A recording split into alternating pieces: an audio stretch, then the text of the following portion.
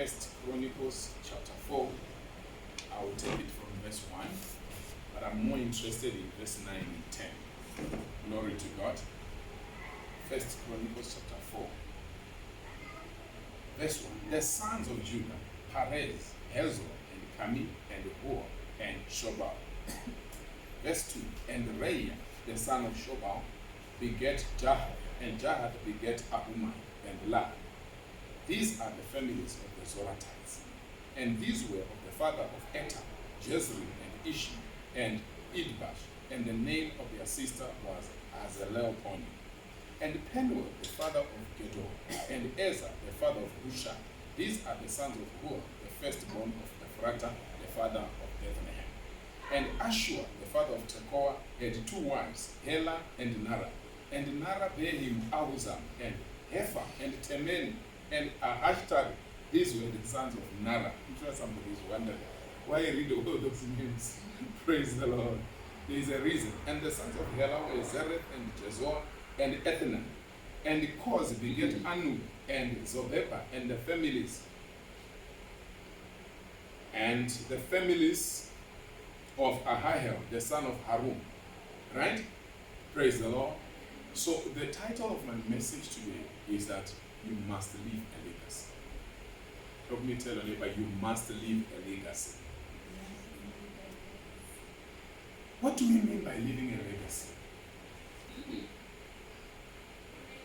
When you are no longer there, your life must continue speaking. When you are no longer there in a place, your life must continue what? Speaking. It challenges my life to realize that up to this day we still talk of Abraham. We are still learning from Abraham, but he's not there. When did he die? We still talk of Isaac. We still say the God of Abraham, Isaac, and Jacob. Can people today say the God of Chieta? Can people say today the God of unity? Can people say the God of Wilbert? Okay, fine. Can they say that 100 years to come? Praise the name of Jesus Christ. What do we want to be remembered for? I want you to go to the day. I know we don't normally want to think of that, but I want you to imagine the day when you are going to be resting forever. And people gather on that day. What do you imagine them saying? Will people tell the truth? Or they will just say, wafawanaka. When somebody has died, they are already good now. Everybody now starts saying, no, he was a very nice person. It's very difficult for people to remember anything good that you did.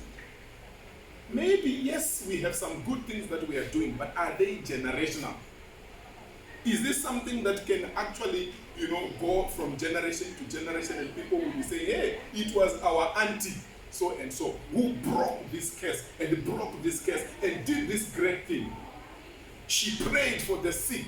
She would lay hands on this kind of sicknesses and they would disappear. She would lay hands on blind people and their eyes would get open. She would, you get my point? She would pray for the barren and they were getting healed according to the Bible. What are some of those outstanding things that you will be remembered for? Today you can't teach about love in the body of Christ and not talk about Mother Teresa. Great woman, a woman of love.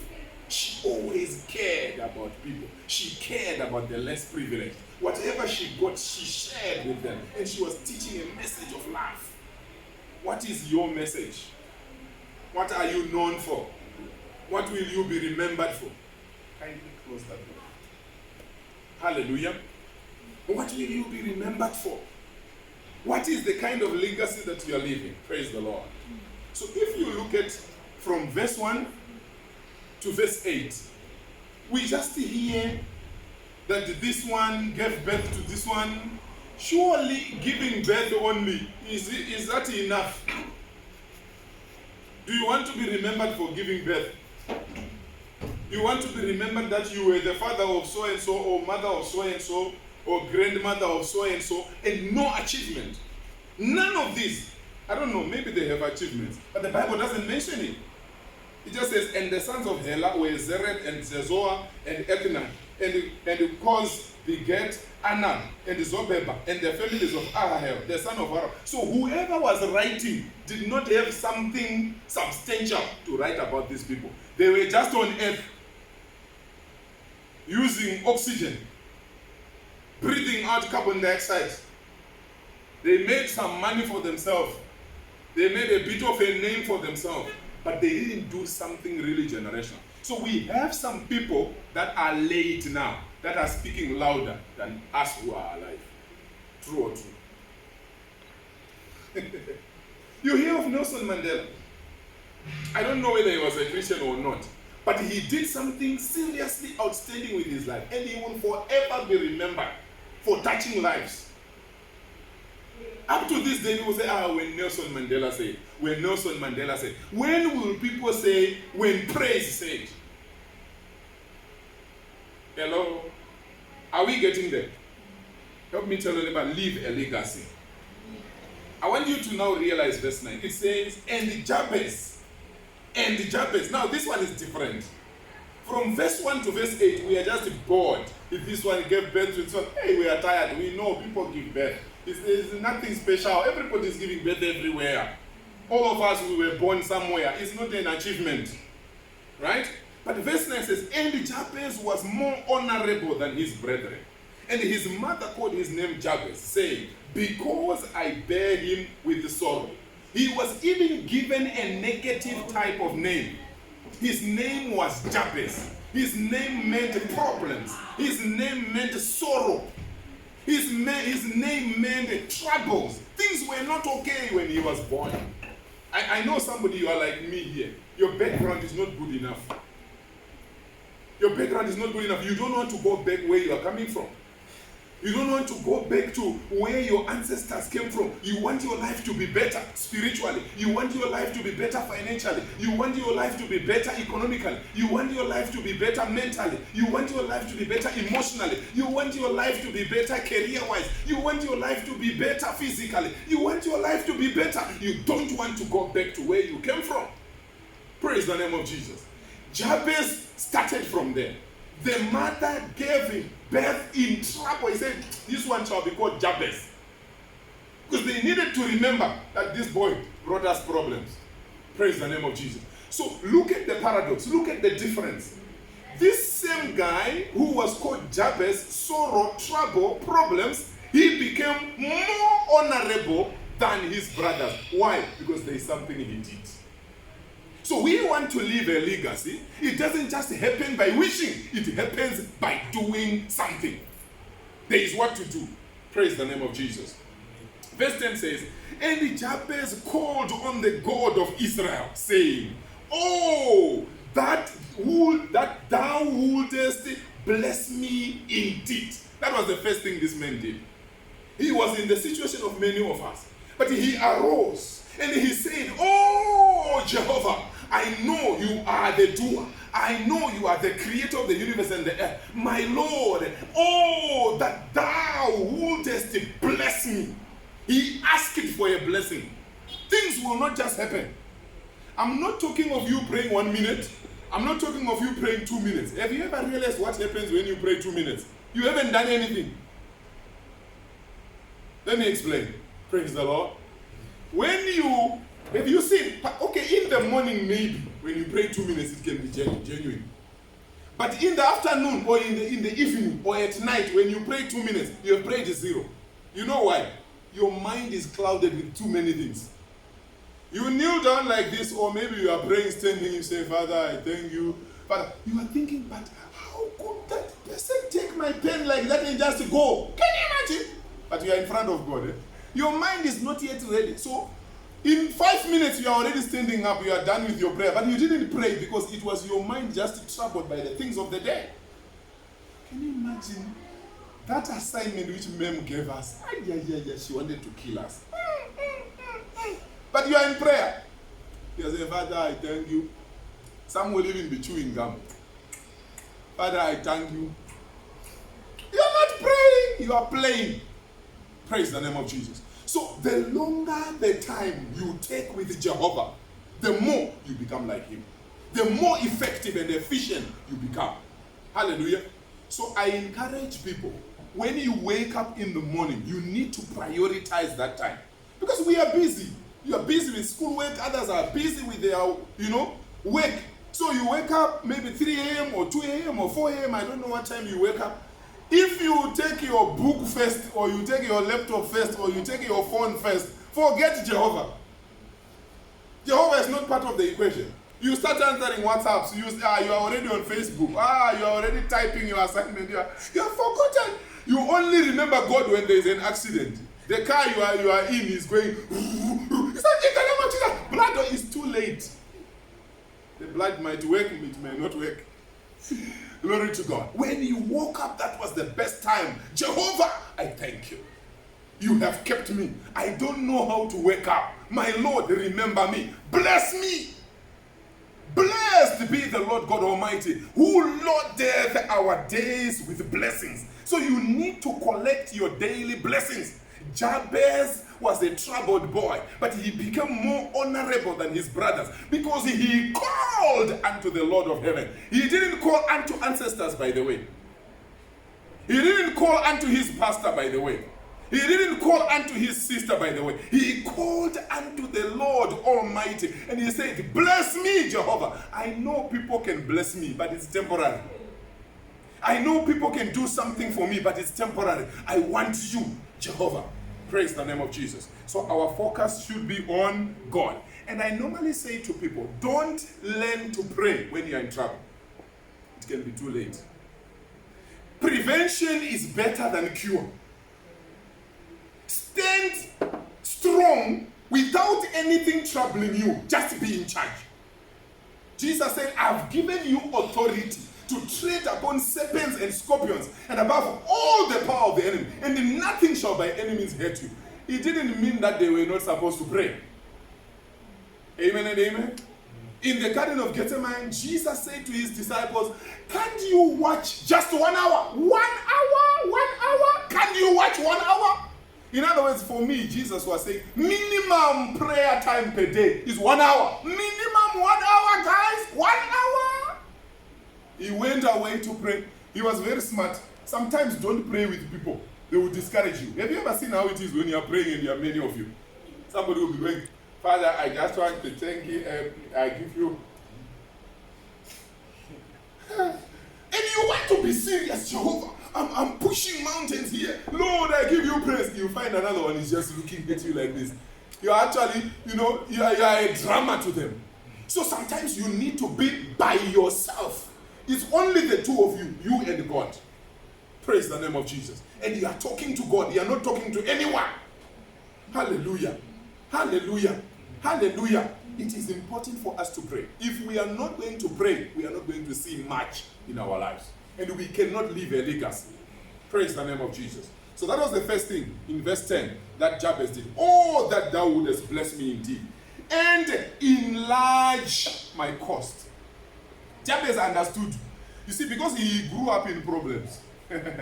So he knew what it meant to have a small tent, to have a small territory, to have a small cost. He desired a wider cost. Lord, enlarge my cost.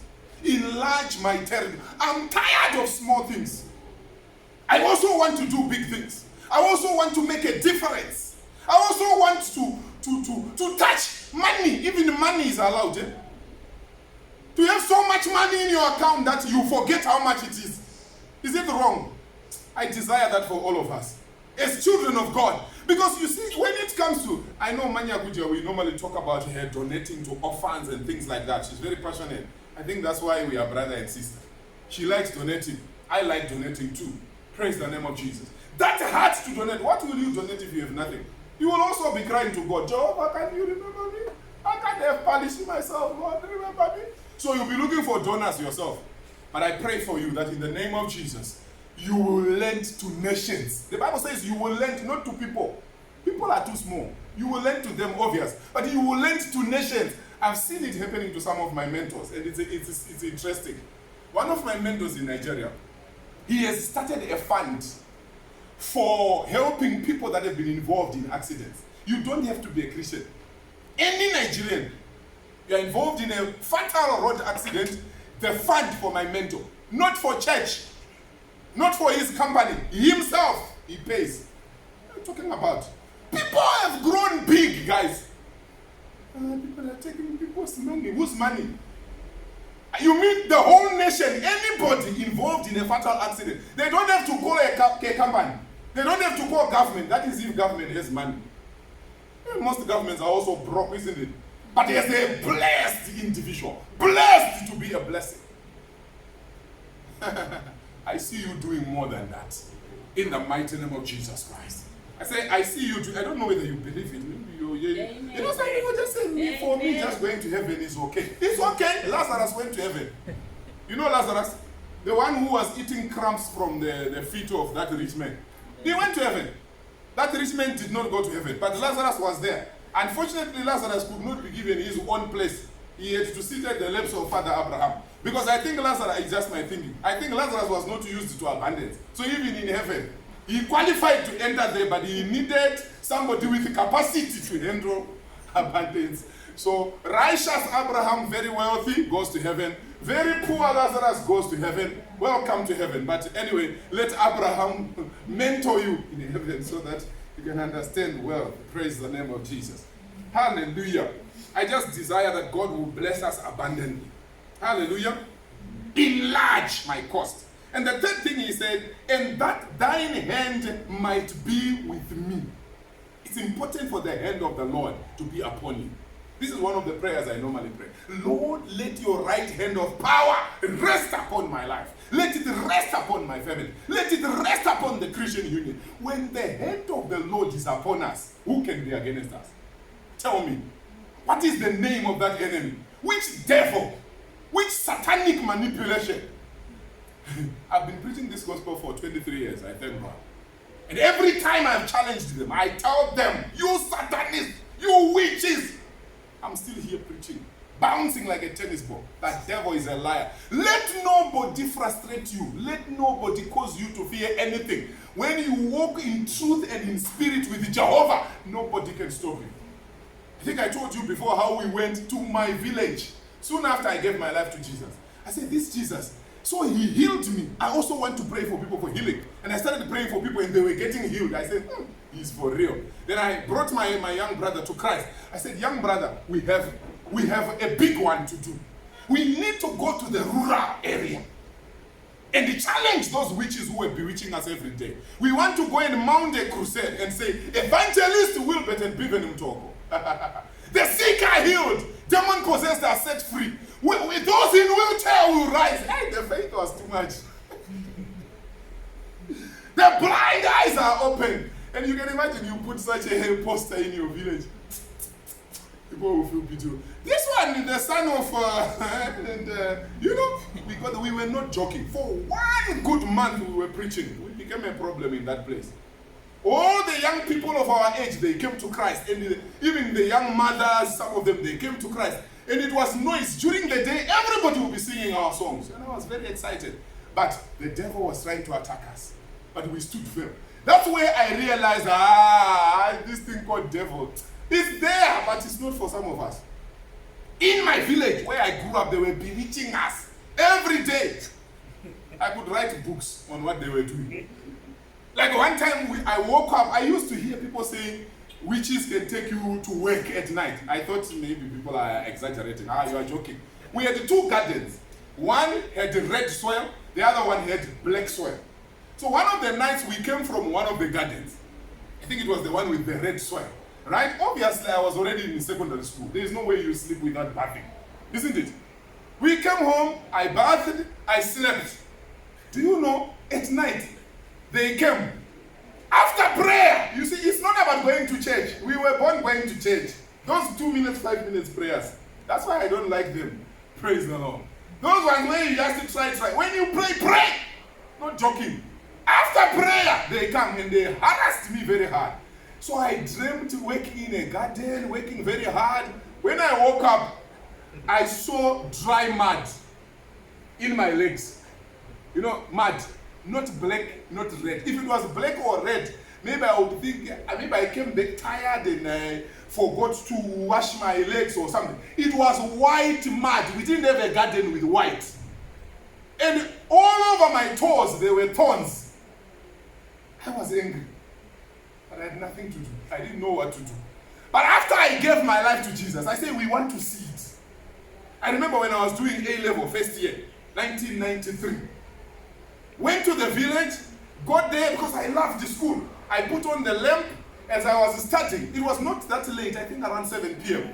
I heard a sound just by the window. So I thought maybe it's a cow that is passing. You know, there's that, those who grew up in the rural area. There's a time when cattle just go around. So I thought, but then this cow is just moving in the same place just by my window. Which cow is this one? While I was still thinking, I just heard my lamp was blown off. Who could this be? So that cow is not a cow. And this person blowing off my lamp is not a human being. They have started. Protect myself. But I didn't know Jesus. I knew going to church. Praise the name of Jesus. It's of benefit to know God and to walk with Him in truth and in spirit. Jehovah, let your hand be upon me. Let your hand be upon me. I needed that. That's why when I gave my life to Christ, I told everybody, I said, no, my life is a life of revenge. The devil has played on the wrong place. All throughout my life, I'll just be terrorizing the devil and his agents. We don't agree on anything, so I don't have mercy on him, he doesn't have mercy on me. So wherever I go, it's fire for fire. Praise the name of Jesus. We are not brothers. He's God's creature, he rebelled. I'm not willing to rebel, so I'm not part of him. Praise the name of Jesus. Let your hand of power be upon me, because when you don't have the hand of God upon you, that life of Jabez will continue for you. But that is not your portion. And that is not my portion. Praise the name of Jesus. So we did a crusade for 1 month. We went there again. We preached. We were always going there to preach. When I went back to college, oh my God, there was fire there. I went to teach somewhere as a temporary teacher. There was fire. Everywhere it was just fire. And up to this day, fire is burning. Praise the name of Jesus. It's a decision that somebody has to make. Praise the name of Jesus. Hallelujah. So we said, Jabez prayed, oh, that you would bless me. And he said, enlarge my territory. And he said, thy hand be upon me. And that, number 4, that thou wouldest keep me from evil. Even Jesus, when he was teaching the Lord's Prayer, he said we must pray that the Lord does not lead us into temptation. Keep me from evil, Jehovah. Hallelujah. That it may not grieve me. Because evil can grieve you. When it grieves you, it might separate you from Jehovah. But I know you shall not be separated. And finally, number 5, we hear, and God granted him that which he requested. I see God granting you that which you are requesting. In the mighty name of Jesus Christ. As you request it with all your heart, I see God granting you that which you request in the mighty name of Jesus Christ. I want us to rise to our feet right now and begin to pray like Jabez. Oh, that thou would